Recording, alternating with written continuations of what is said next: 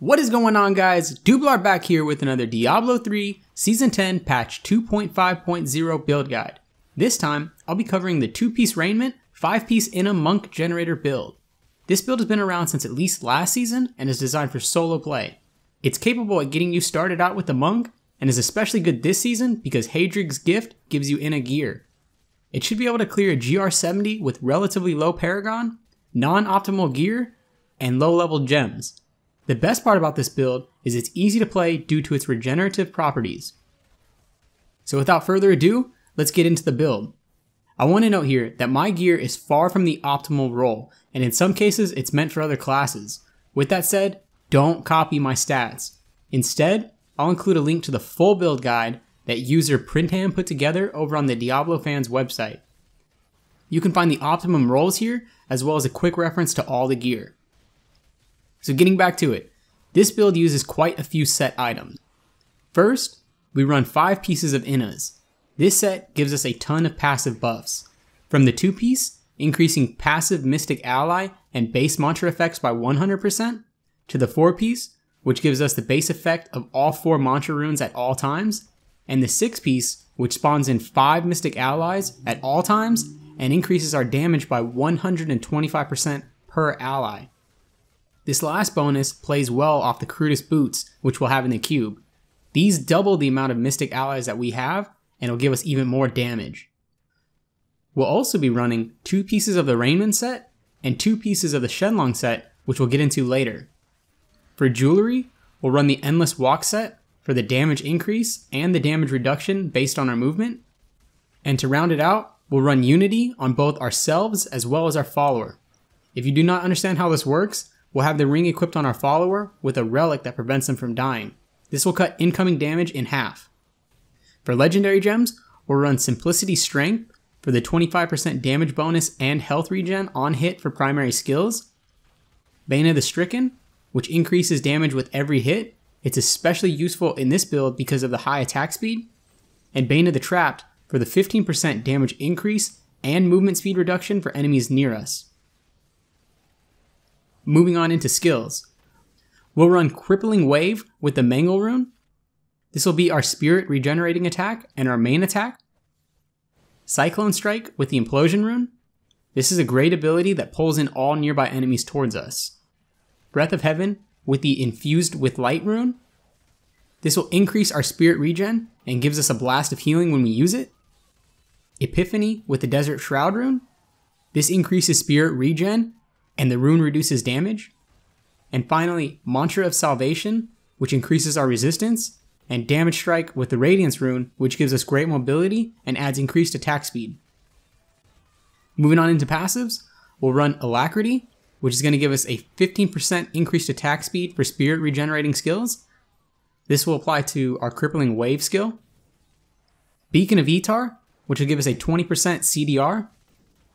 Harmony, which will turn 40% of single element resist from our items into all resist.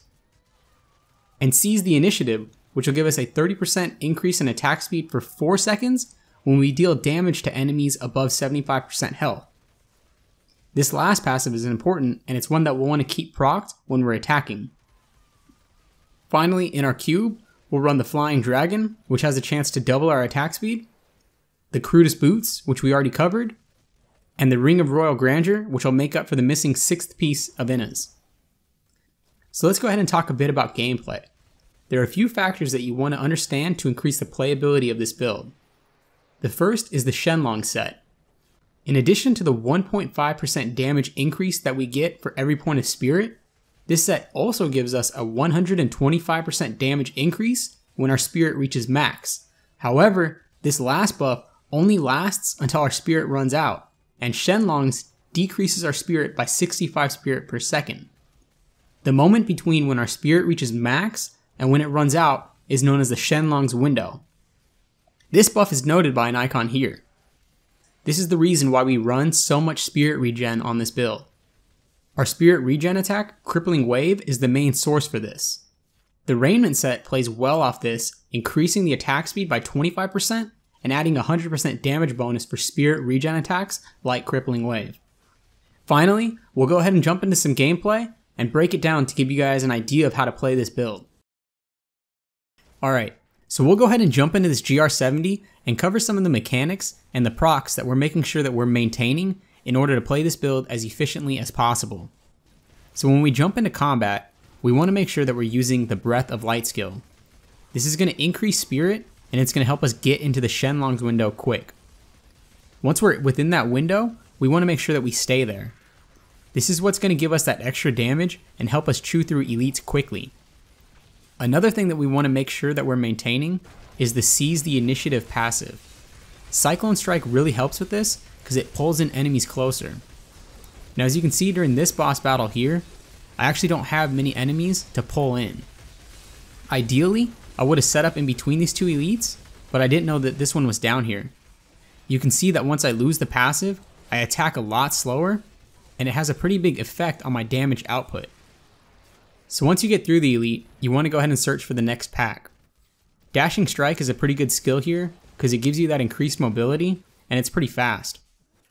So again, once you find that next pack, you want to make sure that you pop Breath of Light for that spirit regen, and you want to make sure you're in that Shenlong's window.